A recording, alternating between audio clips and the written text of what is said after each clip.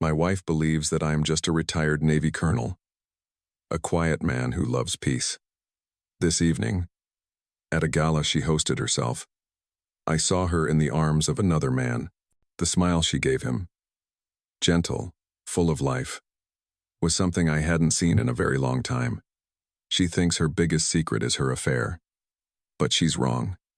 The biggest secret belongs to the husband she is betraying. So, how would an ambitious woman react when she discovers that the settled husband she despises is actually a man who holds the power to destroy her entire world? I am Donovan Blackwood. At 45, people know me as a retired Navy colonel living a peaceful life in La Jolla, San Diego. They see a man in a polo shirt, driving an old pickup truck, with a seemingly perfect marriage to his beautiful, successful wife, Camilla Sterling. They don't know the truth. The reality is that this settled man is quietly running Riptide Strategic Group, a private security empire whose influence reaches into hidden corners the government is afraid to touch. My humility is a disguise, a test I put on the world, and especially on the woman I chose as my partner. Our house overlooks the Pacific Ocean. It's large enough to impress, but also discreet enough to avoid unwanted prying eyes. Like my marriage, it was once a masterpiece of harmony, a perfect picture built on love and hope. I still remember her laughter filling these rooms. The evenings we spent on the patio, hand in hand, watching the sunset over the water. This place was once a home, before it became a masterpiece of staging, a perfect facade. My wife, Camilla, 35 years old, is a bright star in her world. As the Director of Strategic Development at Crestwood Defense Solutions, she is a symbol of ambition and power. I remember how her eyes used to sparkle with pride whenever I came home in uniform. She loved the strength, the decisiveness of an officer, the man she believed could conquer the world. We were once happy, sharing simple moments filled with laughter, by the sea and under the sunset. That was when I felt I was her man, and she was the reason I wanted to come home every day. But when I retired and chose a settled life, the pride in her eyes gradually turned into a cleverly disguised pity. The look in her eyes no longer held admiration, but only distance. She felt that I had abandoned the world of power she was trying to conquer, and now I was just a faint shadow. Her business trips became more frequent. The evenings she came home late with the excuse of urgent meetings. I didn't ask. I didn't question, but as an intelligence officer, I was trained to observe, to gather data from silence. And the silence between us was growing louder. Everything fell apart on a Saturday night, at the annual Defense Industry Gala. That was Camilla's world. A sparkling ballroom filled with evening gowns and expensive suits, the air thick with perfume and fake pleasantries. I stood in a hidden corner, a glass of wine in my hand, quietly watching her shine, and then I saw him. Preston Hayes, Vice President of Crestwood. A name I had known for a long time. Someone who was once on our watch list for shady deals in Iraq. He walked up to Camilla. They laughed together. A laugh that was too intimate. His hand rested on her waist, an undisguised gesture of possession. Camilla didn't push him away. Instead, she leaned slightly towards him. My heart skipped a beat, and then quickly reset itself. Years in the military had taught me how to lock down my emotions. I walked towards them. The moment our eyes met, the smile on Camilla's lips froze. She became flustered, quickly changed the subject, and subtly pulled Preston's hand from her waist. She introduced me briefly, then quickly found an excuse to pull him away, leaving me alone. Her averted gaze said it all. It was no longer suspicion. It was confirmation. That night, on the way home, the silence in the car was heavier than any accusation. Camilla didn't explain. I didn't ask. When we got home, she said she was tired and went to the bedroom first. I sat in my study, covered in darkness. An intelligence officer never acts on emotion. He acts on information. And tonight, I realized I was seriously lacking information about my own wife. Suspicion is like a crack in a bulletproof glass. At a glance, it's nothing. But it has weakened the entire structure. I didn't smash anything. Didn't call anyone. Panic is the enemy of clarity. I just sat there, in the dark, letting the memories rewind. Her laughter in this house, her proud eyes when I wore my uniform, his hand on her waist, her averted gaze. Everything became fragmented data points, a chaotic signal in a system I once thought was absolutely secure. I needed to know what I was dealing with. I needed the truth, and I would get it. My wait didn't last long. It came on a Thursday morning, just a few days after the gala night. When Camilla walked into the kitchen looking her usual neat self, she placed a casual kiss on my cheek, her expensive perfume passing by like a stranger. "Donovan, I have an urgent business trip this weekend," she said, her eyes on the coffee machine instead of me. "A strategy workshop in San Francisco." "Very important." "I see," I replied, turning a page of the newspaper without reading a word. "Be careful." She didn't notice the difference in my voice. She was too used to my role as the settled husband. She left, leaving me with the lingering lie in the air. The crack in the bulletproof glass was now starting to spread. I didn't go to the office. I went straight to my study, locked the door. The GPS system in Camilla's car, which I had installed long ago under the guise of anti-theft security, sent back a clear signal, and I tracked her route on the screen. Her car was not heading towards the airport to San Francisco. It was heading north, on the coastal highway to Santa Barbara, a city of luxury resorts, not strategy workshops. I didn't confront her. I just turned off the screen and went down to the kitchen. That night I sat alone in the cold kitchen, in the dark, with only the streetlights filtering through the window. Beside me was a glass of wine. I didn't drink, just looked at it. The next morning, my calm had returned.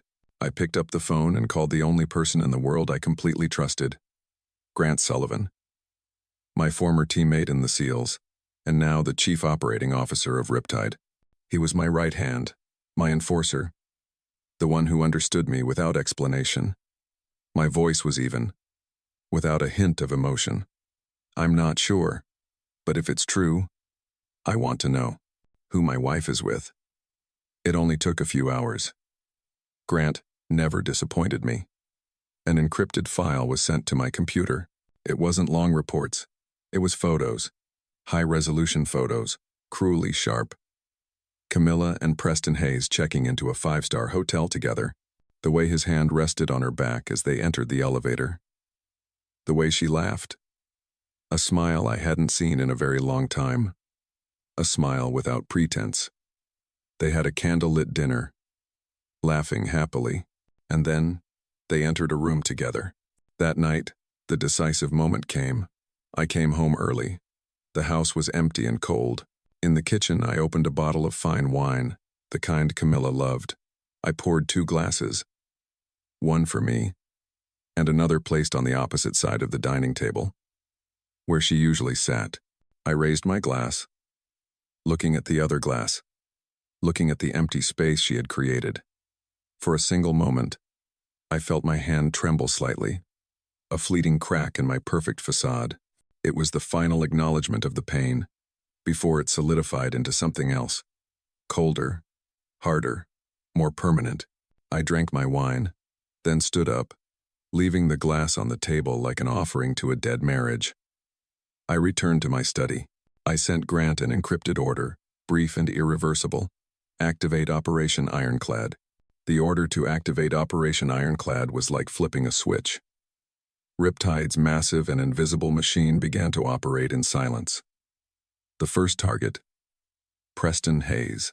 Grant and his team didn't disappoint me.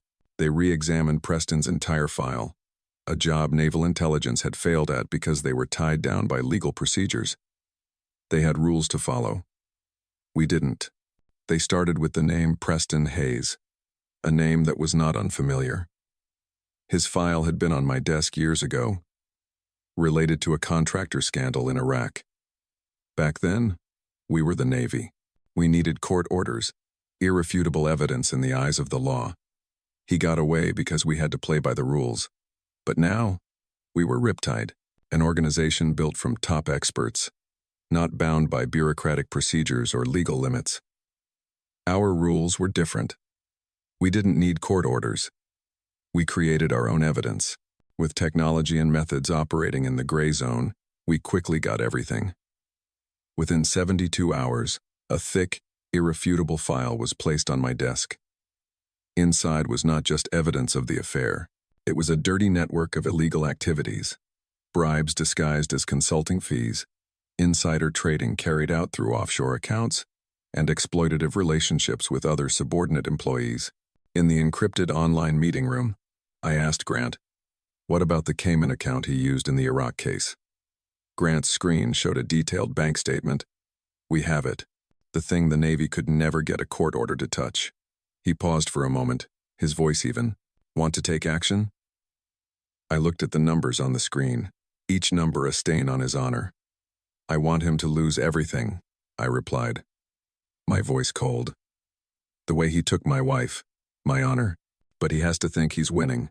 At the same time, on my orders, Riptide's financial department, operating under the guise of a fake international investment fund called Orion Investments, began to quietly accumulate Crestwood's shares on the market. Each day that passed, Camilla came home, completely unaware that her settled husband was tightening the noose around the world she and her lover lived in. She didn't know that every dollar traded on the stock market was being orchestrated by the same hand. To her, I was still just a shadow, and a shadow can't fight back. She was wrong. Crestwood's shares were quietly accumulated by Orion Investments, in small lots to avoid market fluctuations. That was the basic step, but to accelerate the plan, I needed a catalyst. I needed Preston to make a mistake himself. It was time to release a fake bait, a small rumor, planted in the right ear of a financial analyst, and it would spread like an underground fire. A corporation from Eastern Europe was planning a hostile takeover of Crestwood. The news was perfectly staged, vague enough to cause panic, but also detailed enough to seem credible. Just as I predicted, Camilla was the first to notice this anomaly. In a meeting, she presented the stock fluctuations and the circulating rumors. I could imagine the scene, her worried face, and Preston's smugness as he stood up and reassured everyone. He would see this as an opportunity to prove he was the hero, the company's savior. And he didn't disappoint me. Preston proposed a defensive plan to bring in another strategic external investor, to increase the domestic shareholding, and fight off the takeover. He boasted about his connections, about how he could bring in a trustworthy investment fund. The trap was set by Preston's own hand. The investment fund that he triumphantly invited in after what he considered clever negotiations was actually my own money, funneled through another shell company, a completely separate entity from Orion Investments. He had personally opened the door and invited me in. While Preston and Camilla were busy with their company rescue play, I made the decisive move. I knew the chairman of Crestwood's board of directors, an old man who wanted to sell all his shares to enjoy his retirement. I arranged a meeting through an intermediary law firm, keeping my identity completely secret. The meeting was quick. The numbers were presented. A handshake. The deal was done. Along with the shares already accumulated and the investment that Preston had just invited in, I, through my entities, now held 51% of Crestwood's shares. This was the controlling stake. The game was over, even though the other players hadn't realized it yet. Immediately after, as the largest shareholder, I sent a surprise directive to the board of directors to change the entire audit committee and place my people in key positions in human resources to restructure and enhance operational efficiency. Preston was completely unaware, still celebrating his victory and fighting off the Eastern European takeover. He didn't realize that the ground beneath his feet had been completely pulled away. The chessboard was set. All the pieces were in place. Now all that was left was to wait for a perfect stage to declare checkmate. That perfect stage was the annual Crestwood Gala, an event held at San Diego's most luxurious five-star hotel. This was a night of honor, a night of promises. For Camilla, this was the night she believed she would reap the rewards of her efforts and sacrifices. Preston had hinted to her that, after the success in protecting the company, the position of vice president was very close. I was there too, as always, still in a simple light gray suit, a modest presence that no one noticed. I chose a hidden corner, a glass of wine in my hand, quietly observing. From a distance, I saw Camilla, splendid in her emerald evening gown, standing next to Preston. They were the center of attention, the power couple. She saw me fleetingly. A quick frown appeared and then vanished.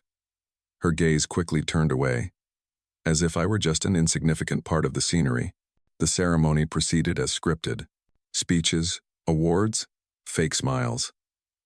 And then, the moment everyone was waiting for arrived. The current chairman of the board stepped onto the podium. He thanked everyone, spoke about a long journey, and then he made a sudden announcement. And now, before we conclude, I would like to respectfully introduce the new major shareholder and next chairman of Crestwood Defense Solutions. The atmosphere in the room went silent. Whispers arose. Everyone's eyes were on the stage, waiting. From backstage, I walked out. Not in the light gray suit, but in a perfectly tailored suit. A deep navy blue, exuding absolute power and control. Each of my steps was slow and deliberate. The entire hall was silent. I could feel hundreds of pairs of eyes on me, trying to identify this unfamiliar man. But I only looked in one direction, towards Camilla and Preston. The smile on Camilla's lips froze, then shattered. Her face went pale, her eyes wide with shock and disbelief. Beside her, Preston turned ashen. The smugness on his face disappeared, replaced by extreme confusion. I stepped onto the podium, taking the microphone from the hands of the departing chairman. I didn't look at the crowd. I looked straight at them. My voice rang out, slow, clear, and cold as ice. Good evening. I am Donovan Blackwood, the man behind Riptide Group, and from now on, also the representative of the majority shareholders here. No one laughed. No one applauded. There was only a suffocating silence. Camilla was frozen. Preston was stunned. The game had reached its final move. Checkmate. I didn't need a noisy performance. True power doesn't need to scream. There were no clips. No presentation slides full of incriminating numbers. The most effective destruction is destruction in silence. I just glanced at Preston, a brief look that said it all. Our eyes met for just a second, and I saw panic begin to rise in his eyes. Immediately, as if arranged, a man in a suit from Riptide's law office stepped up from the front row. He didn't say a word, just quietly walked to the podium and placed a thick, carefully bound file right in front of me. The entire room held its breath. I didn't touch it. I just continued to look at Preston, my voice still even, and without any emotion. Mr. Hayes, I said, you know why you're here. I won't repeat what you've done in front of everyone. That would be unprofessional. I paused for a moment, letting the silence envelop him. But you should carefully examine the appendix in this document. A copy will be sent to the press tomorrow morning, if necessary. Preston stammered, his face turning from red to pale. He tried to say something, a word of protest, a plea, but no sound came out of his throat. His eyes swept across the board of directors, looking for support, an ally, but he received nothing but cold or averted glances. They knew. They had chosen a side. Crestwood's internal security team, the same people who had bowed to him just an hour ago, walked towards him. They didn't use force. They just stood there, two tall men in uniform, and one politely said, Mr. Hayes, please come this way. No one turned to watch him being escorted out of the room like a criminal.